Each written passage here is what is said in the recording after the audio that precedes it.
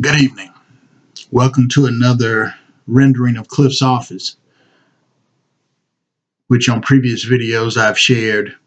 Cliff's office is simply an extension of empowerment for tomorrow.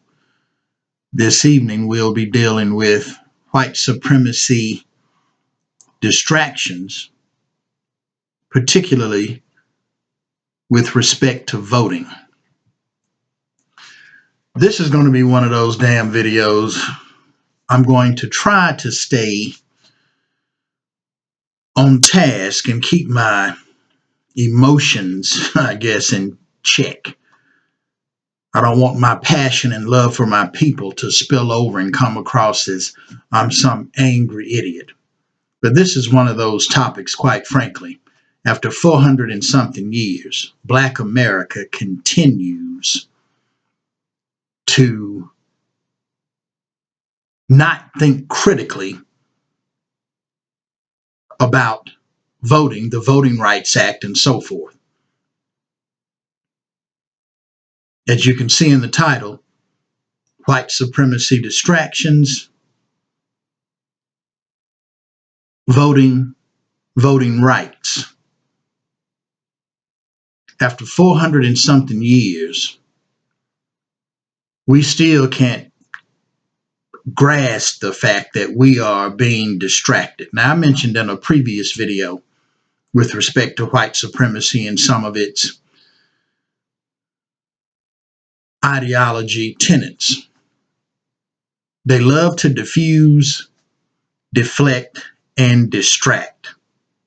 In some of my live presentations, I've referred to those as the 3Ds of white supremacy, among a myriad of things that they like to do to keep Black America grasping for air. Unfortunately, we have a group of Black people in America that are aiders and abettors of what they like to do. They aid and abet white supremacy ideology, interestingly enough, to keep us confused. The Congressional Black Caucus happens to be chief among them.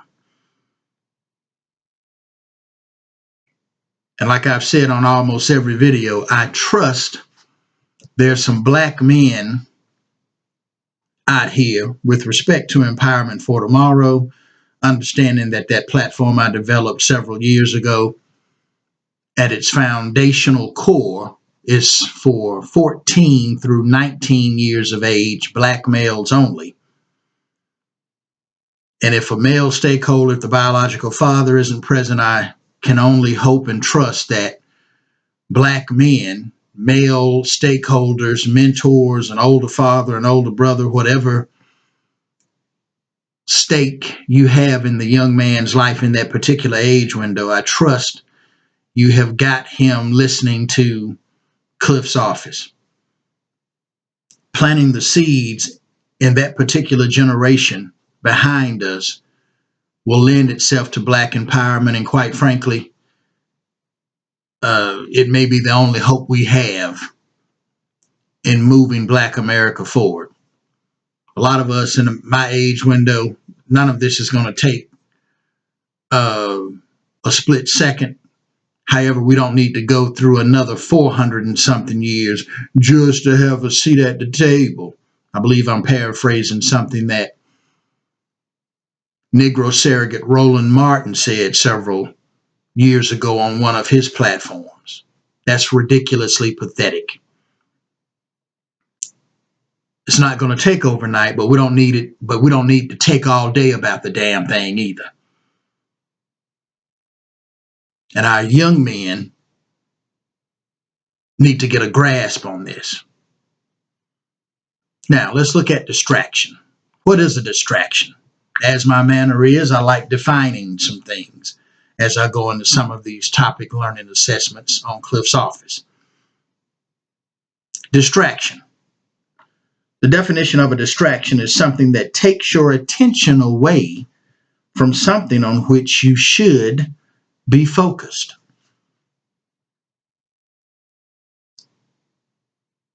my last video, I believe, when I dealt with critical race thinking and how it was my assessment, gentlemen, that we filed that in the garbage can as an unwanted distraction, because quite frankly, that's something that Black America should know, that this country has gone out of its way to keep Black Americans disadvantaged, not on an equal playing field by no means with white America.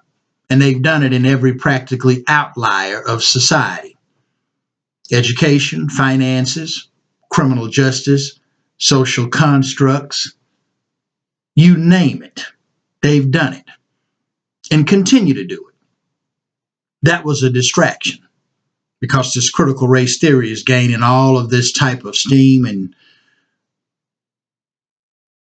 putting things attached to it with the wrong energy and resources, when we need to be concentrating on Black empowerment and critical thinking about our plight and making some decisions on what we need to do and moves we have to make. And of course, the basic tenet of why I'm adding my 2 cents to this Black empowerment, that's got to come through Black men. I don't give a damn. It's got to come through Black men. Black America will never be right until Black men are right and moving and leading in the right categories of our situation in this country. Back to distraction. Mental or emotional disturbance. This is what I like: agitation or confusion. Distraction basically lends itself to confusion. And white supremacy certainly likes to keep Black America confused. Another definition, another aspect of this definition I saw: something that makes it difficult to pay attention, or that draws attention away from familiar or everyday concerns. Everyday concerns. Black America, to say that we don't have everyday concerns, my God, God in heaven help us.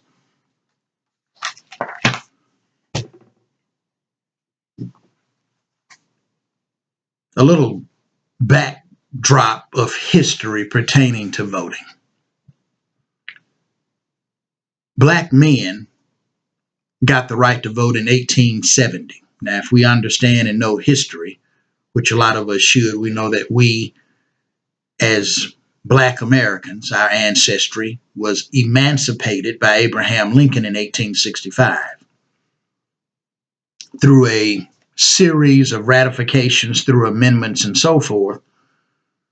The country finally decided that in 1870, Black men would have the right to vote. Now, in 1870, only men could vote. White men could vote, and now they've passed and ratified an amendment that will allow Black men to vote. Women couldn't vote until 50 years later in 1920. And of course, with giving white women the right to vote, that also allowed Black women to have the right to vote. But that was in 1920. 50 years prior, only Black men in our community could vote. Now, you've heard me say several times already, this government has never done anything, and listen to my words carefully. Black people have been so damn brainwashed when I make certain statements, and it's not just me, but I've noticed when other Black courageous and Black consciousness thinking people who think critically, such as myself, when we make certain statements, with just walking through this life and on my journey of empowerment for tomorrow, our Black people have been so damn brainwashed by the satellite from outer space. They don't even pay attention to detailed words in statements that are being made. And I'm going to incorporate that into this distraction that white supremacy uses on us with respect to voting and our voting rights.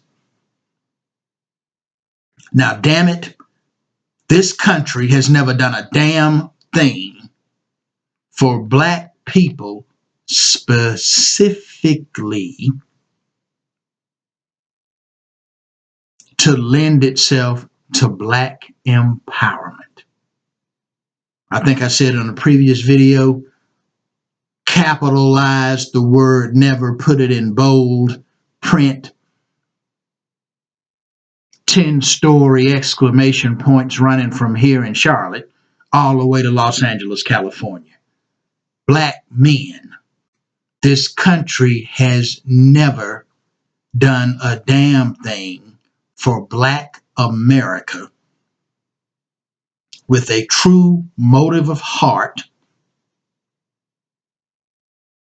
that we as a black demographic could be on an equal playing field with white America. It's only been God's grace that the black community has been able to survive and in some cases thrive during these 400 and something years since Plymouth Rock landed on our black asses. Even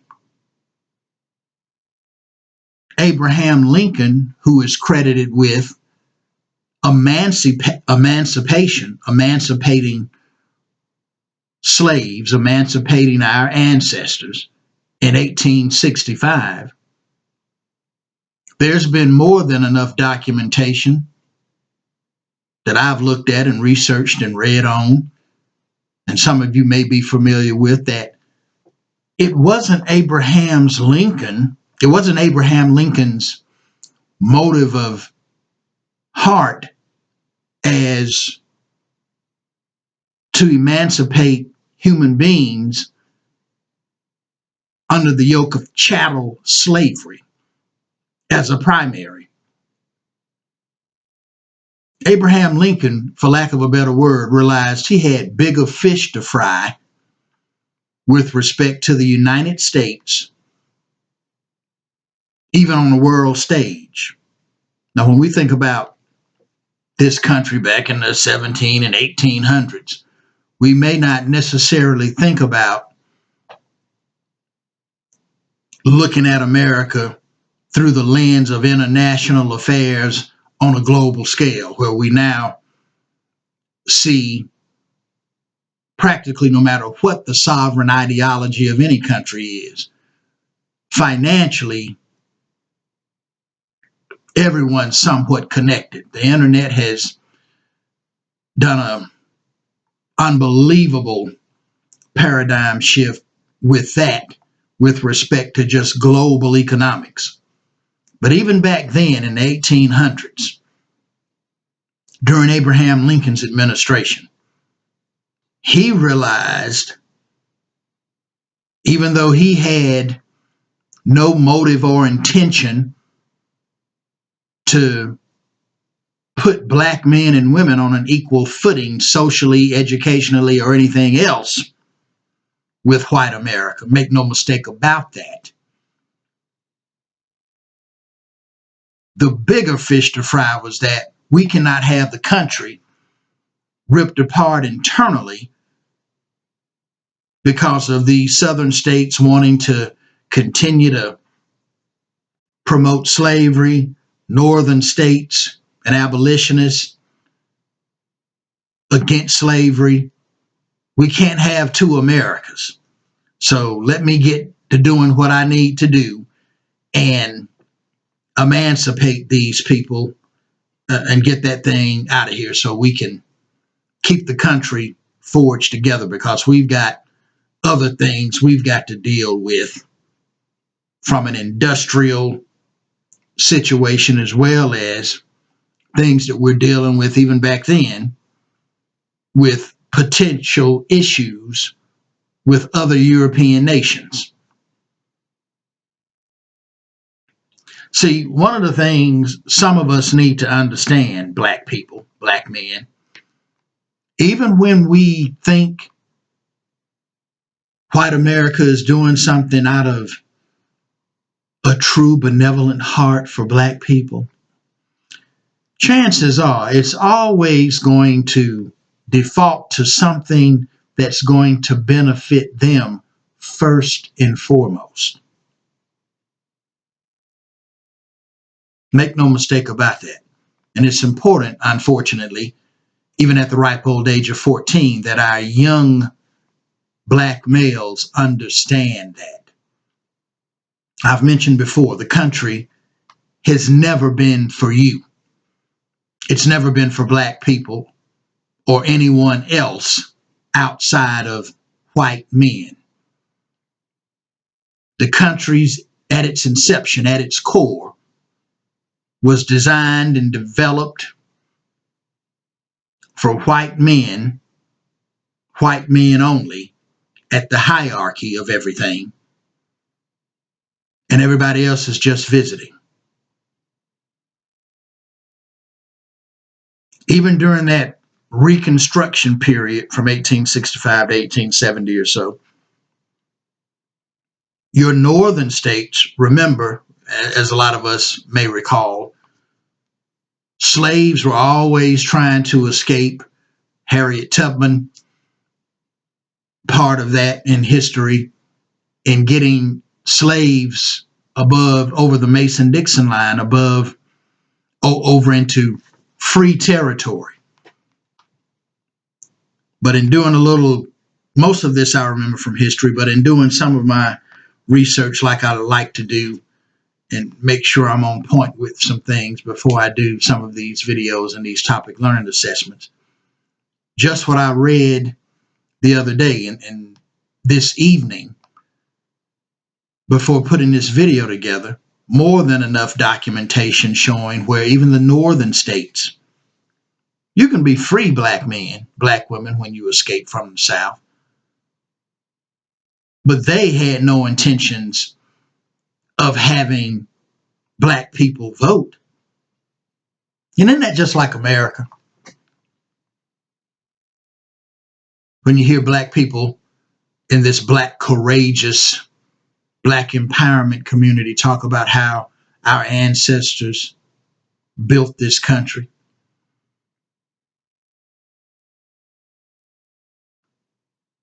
White America, white men have gotten America in every damn war. Every war that white men have got us in, black men and women, but black men in particular in the early years of this country. You know, we fought in every damn war white America has got our black asses into. Even the Spanish-American War. Some people forget about that. We know about the Civil War, of course, and then we know about World War I and World War II. We know about a lot of the black men who fought in the Korean and Vietnam War and so forth. When I talk to some black men in my 1 to 2 degree of separation, just walking through life, we forget that black men also fought in the Spanish-American War as well. We fought in every damn war. We pay taxes. We've given our blood, sweat, and tears, our ancestors have, to this damn country.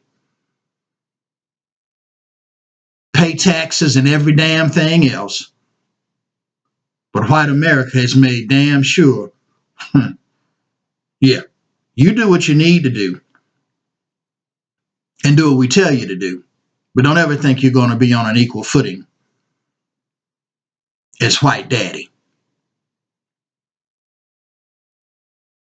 That may be a hard pill to swallow for some of our black men and women in the country. And some of them manifest their frustration when a few of us bring it up on some of these political pundit, talking head, Negro surrogate bobbleheads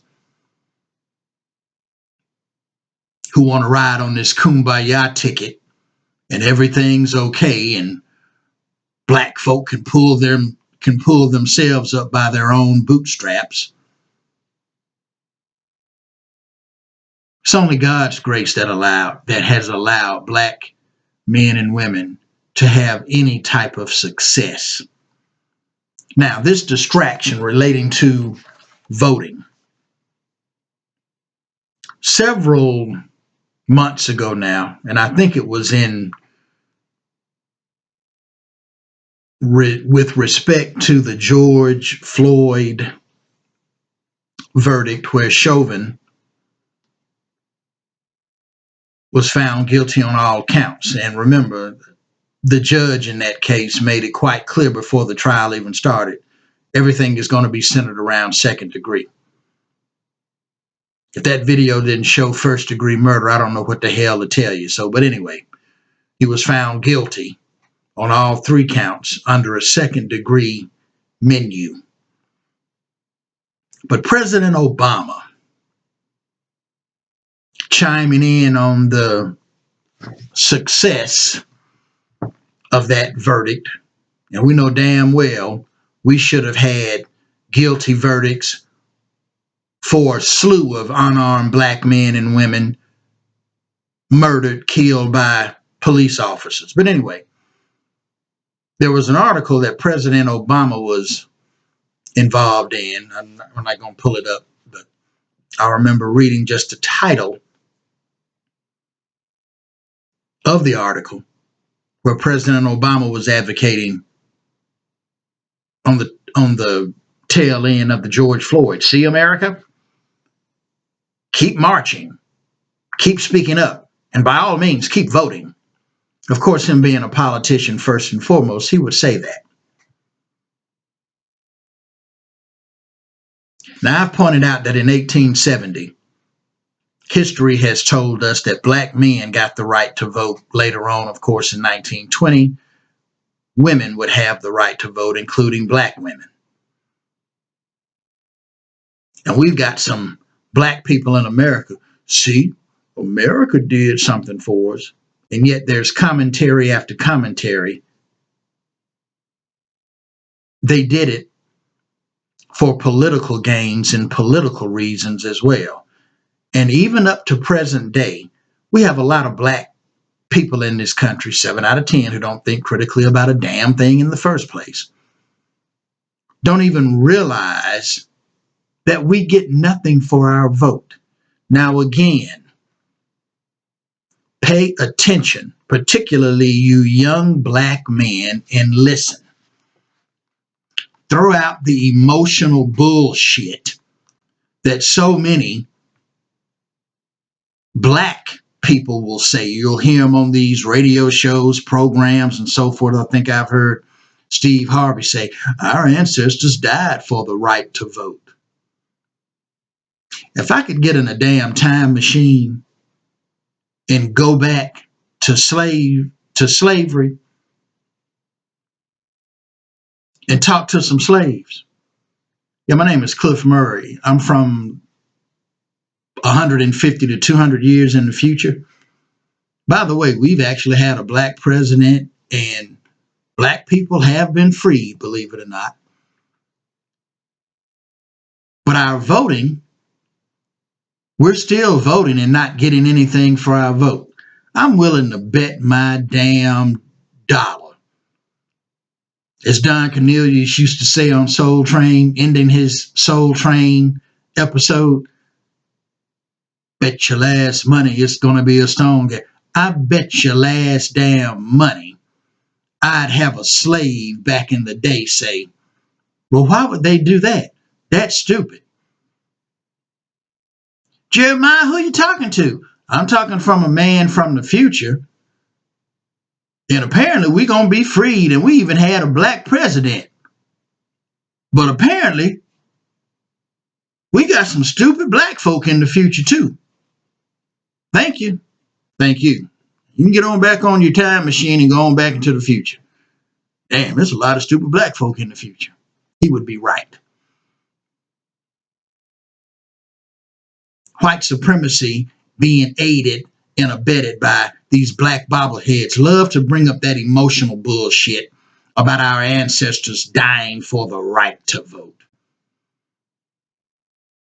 They died with all of the things in the auspices of dealing with chattel slavery. And yes, we know that we have some black men and women who prayed future generations, who prayed our black asses through to get through some things. That coupled with God's grace answering their prayers and so forth. But don't think our former ancestors would buy into this bullshit. A lot of them would be, quite frankly, appalled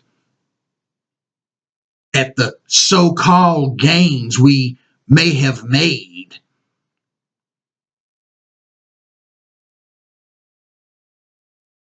This country has never done a damn thing for us, politically or otherwise, to be on the same damn playing field.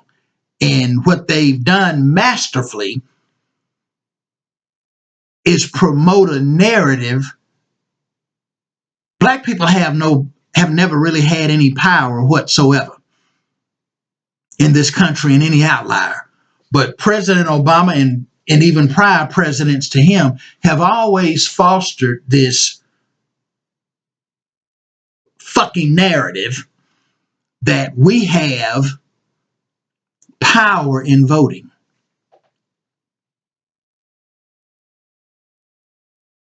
Since 1870, since they gave black men the right to vote,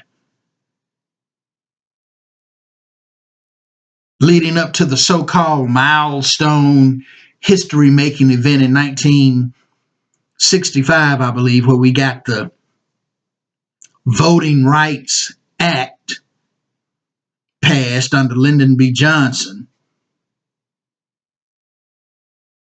John Lewis, may he rest in peace, but he was accredited with so much of the work during his civil rights movement. And we know about the Bloody Sunday incident.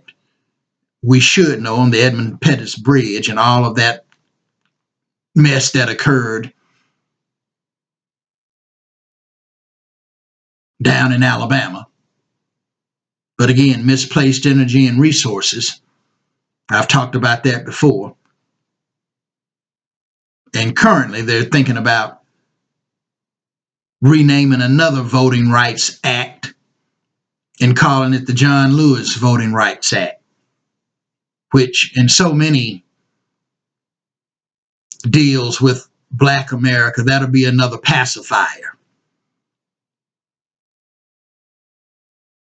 But keeping us distracted with our energy and misplaced resources, the NAACP, Black Lives Matter, you name it.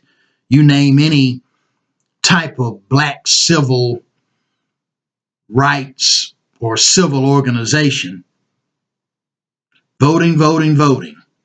It still goes back to so much that's steeped in slavery psychologically, where black people don't realize psychologically we're still praying for that white savior to rescue us and save us. Why do we continue to vote in a system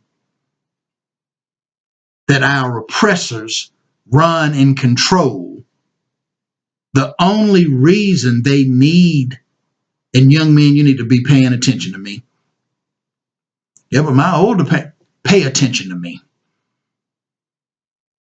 The only reason present day, and over the last maybe 20 to 30 years or so, that the black vote is so important is because through a myriad of reasons, population shifts and things are changing all the time. And they need the black vote to beat a Republican candidate. Now, most of you are well aware that I don't acknowledge the Democratic or the Republican Party. Neither one of them have done a damn thing for us, specifically, as I've said. But for all practical purposes, the Democratic Party is synonymous with Black America. And one of the things our young men need to understand, the Congressional Black Caucus, which is supposed to be for everything black, those Black Congressional Caucus members are Democratic Party first. If they get around to doing anything that's really steeped in Black empowerment, there's something of a whole different color. And they never actually get around to doing anything that's going to be steeped in Black empowerment. It's kind of like the statement I made about on what happened on January 6th. Evangelicals is a nice little code word for white people who believe in God and Jesus and all of that.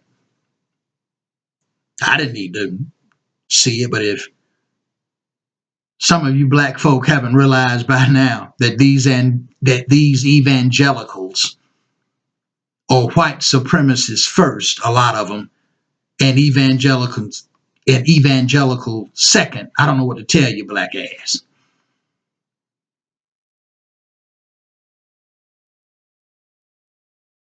Voting is a brainwash deal from A to Z.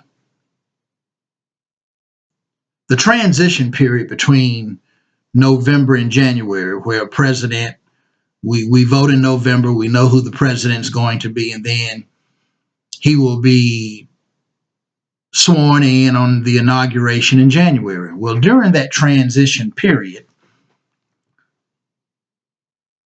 President-elect, and now he's President Biden, met with a group of black leaders from various civil organizations. I think the NAACP was chief among them. Interestingly enough, a lot of you may have recalled through some of these videos and Black consciousness, Black courageous communities, that Black Lives Matter was not one of the organizations who was invited. But anyway, during that meeting, President-elect Joe Biden seemed to have made it quite clear on where he prioritized Black America. There are a lot of statements made, and the tone in which he was making them, several Black empowerment platforms, some of which I have subscribed to, pointed out the tone, the condescending tone in which he was speaking to this Black leadership, and basically telling Black America, you're not a priority. Now, when you think about James Clyburn, who politically was given the title of kingmaker, and rightfully so from a political standpoint, where without his energy and actions during that Super Tuesday, during the campaign, Biden probably wouldn't be president. And I'll talk about in greater detail in a subsequent topic, learning assessment, on what true politics are. That seems to have escaped Black people as well. We got all these damn Black folk who want to vote. And in a lot of my 1 to 2 degree of separation conversations and walking and living through this life, some of them don't even know what the hell C-SPAN is. Some of them don't even listen to NPR, National Public Radio, or any other type of political program to even get in and delve into just what's going on from a political standpoint, but they're voting. But black men and women such as myself, why would you vote if you get nothing in return for it? And they want to, some of them really want to have a heated conversation with me about something as common sense as that. Again, young black men, why would you vote and get nothing in return for your vote? James Clyburn is the reason why Joe Biden is president of the United States. Because from a numerical standpoint, the black demographic votes for a Democratic candidate practically bar none. So to defeat a Republican or a conservative candidate, the white candidate knows he has to get the black vote. Without the black vote, the Asian American, they don't even vote. I'm going to deal with that here in a minute. The Latino Hispanic vote won't do it. If they get the Latino Hispanic and the Asian American vote and don't get an overwhelming percentage of the black vote, there will essentially never be there will never be a Democratic president. And we don't even have black men and women and politically from the Congressional Black Caucus who don't even promote and use those statements I've just made as leverage. One of the examples I use in one of my live presentations in explaining how politics work to a lot of young men. We talk about PAC money, black folk. The average black person I talk to doesn't even have a damn idea of what PAC money is and every damn thing else. But I'm going to the polls to vote. Some of the most uninformed, unintelligent people going to the damn polls voting are our black asses. But anyway, in one of my live presentations years ago,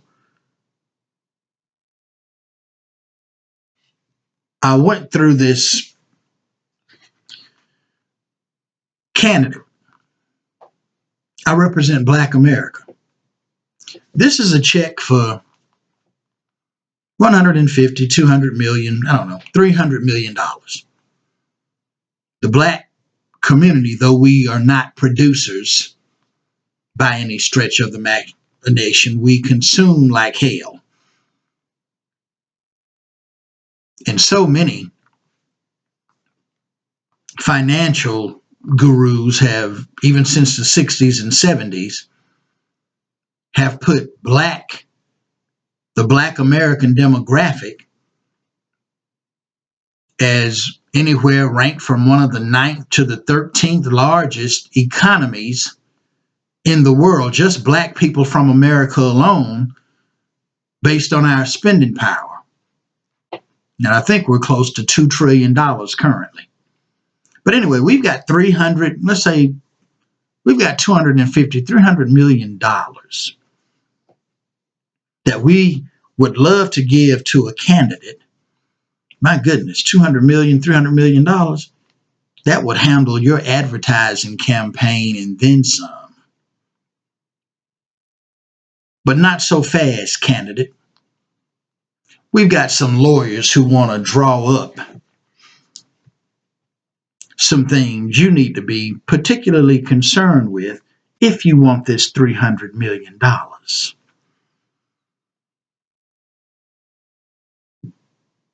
Reparations, we can start there.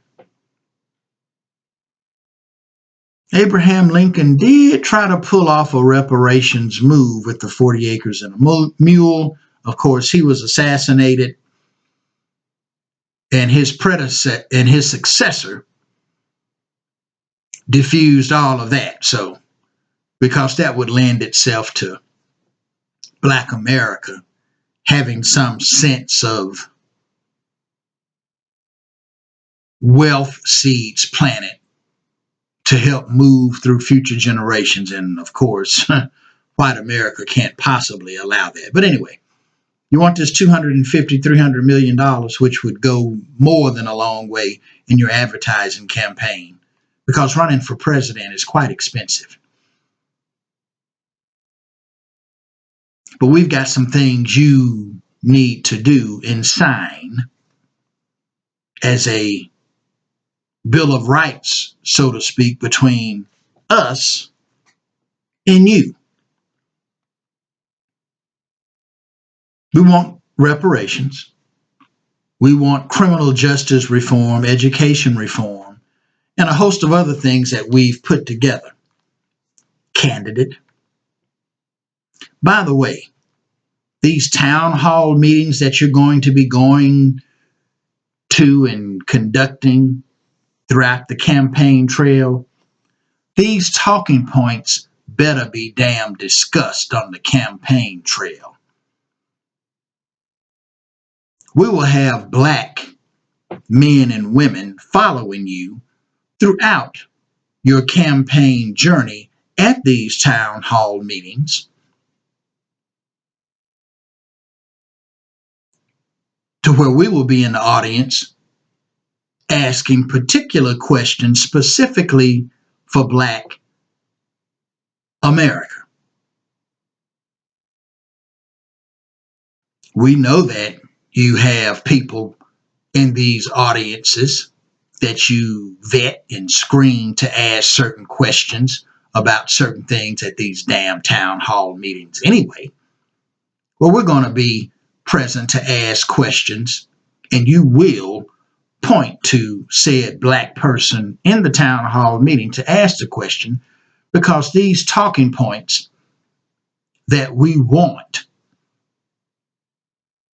better be damn discussed on this campaign trail, or you will not get this $200, $300 million. Now, in a nutshell, young Black man, that's how politics works for every other demographic. And interestingly enough, since I'm thinking about it, the Asian American demographic, I don't have a link to it right now, but I've read and seen articles essentially as a demographic in America, they don't particularly vote.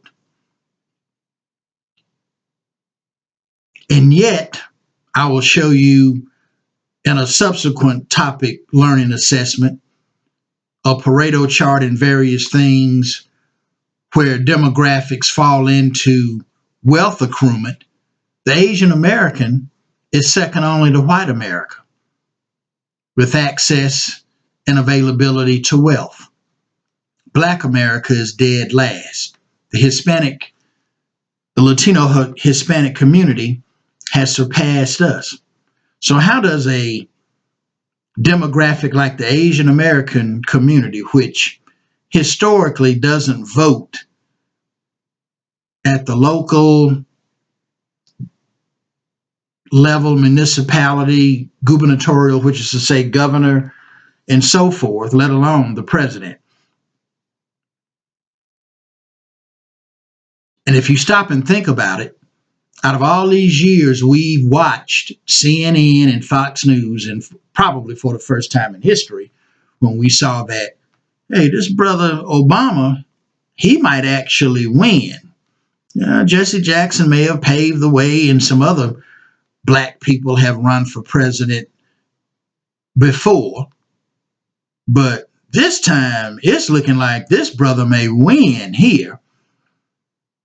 And there was probably a little more of Black people engaged in the political process, at least watching the political pundits go back and forth. And if you've ever noticed, all of the political pundits for years have only stressed and assessed the white male vote, the white woman vote, in recent years, the Latino Hispanic vote, and of course, the all important black vote.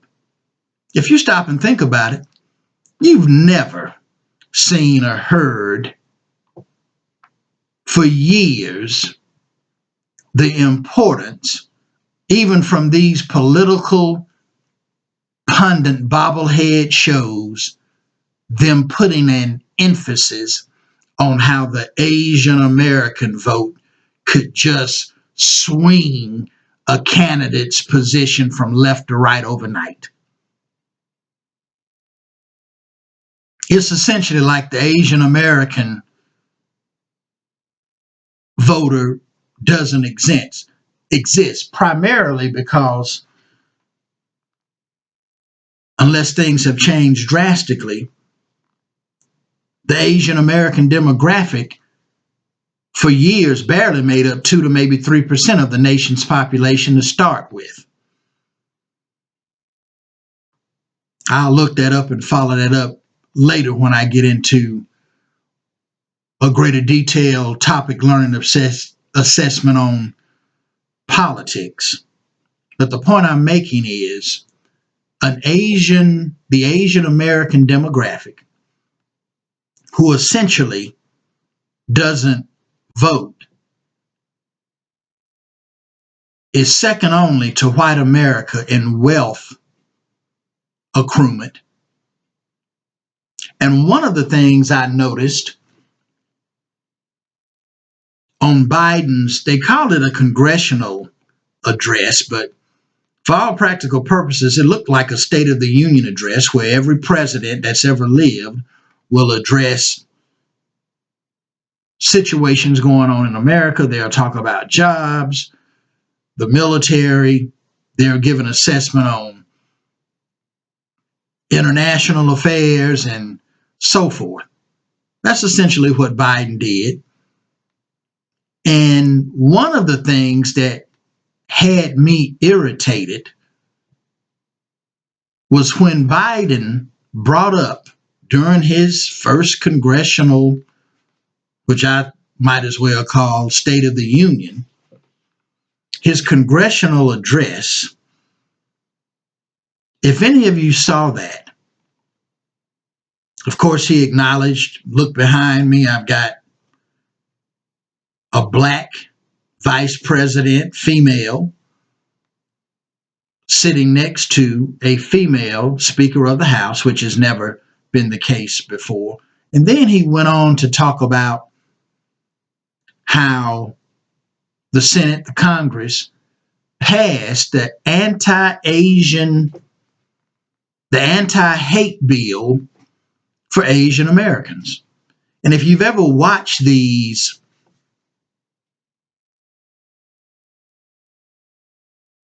addresses to the nation, the camera will pan the group in the gallows. You'll see some senators and congressmen actually falling asleep. You'll see senators and congressmen either applauding or making some groans or moans or gestures on what the president is saying that they don't agree with and so forth.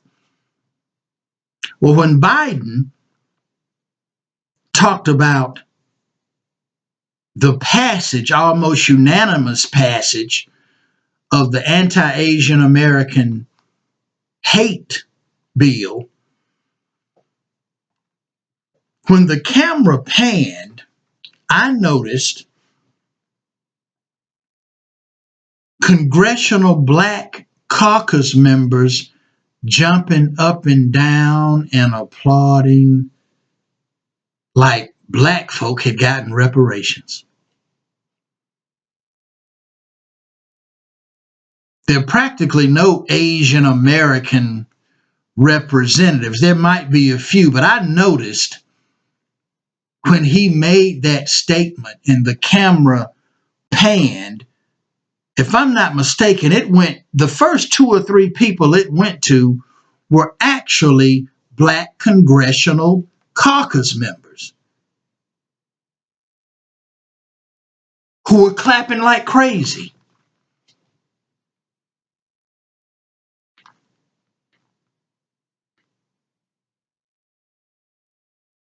One of the solutions that we're going to have to get around to, Black America, black men in particular, is stop voting for nothing.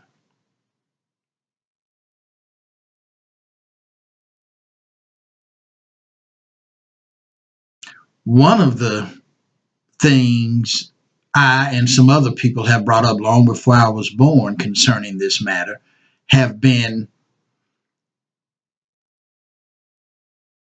an independent party. Now, I'm not going to get too much into strategy and so forth on this platform, like I've talked about, I think, on my inaugural video. Certain things we need to do and understand because we are at war. We should have a mindset of being at war with our open enemy, the dominant society. But again, 7 out of 10 black people don't see it that way. But we don't have any power, gentlemen, in voting. Biden pretty much made that clear. And even since 1870, soon as they passed that law that black men could vote, unless you've been in recalcitrant denial all the way up through present day, white America continues to gerrymander, come up with more ways to diffuse and deflect and distract to keep voting rights away from black people. They come up with more rules and regulations because it's all about power. I'll deal with that more again in the political, on what true, real politics are. And we've been brainwashed to believe that we only have power as a black community when we vote. If we did, why do we continue to be in every statistical outlier black America's permanent underclass? So voting doesn't help black America, particularly when we continue to vote for pacifiers, but we don't vote in the true political mindset of quid pro quo, meaning you will get my vote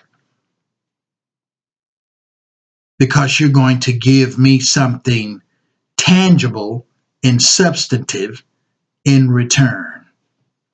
We, as a black demographic, never do that. And white supremacy, being aided by its black bobblehead nigger surrogates, continue to foster and promote that bullshit. And we keep sopping it up like a biscuit. When is it going to change, black America? Black men in particular. When are you going to stop voting for nothing in return?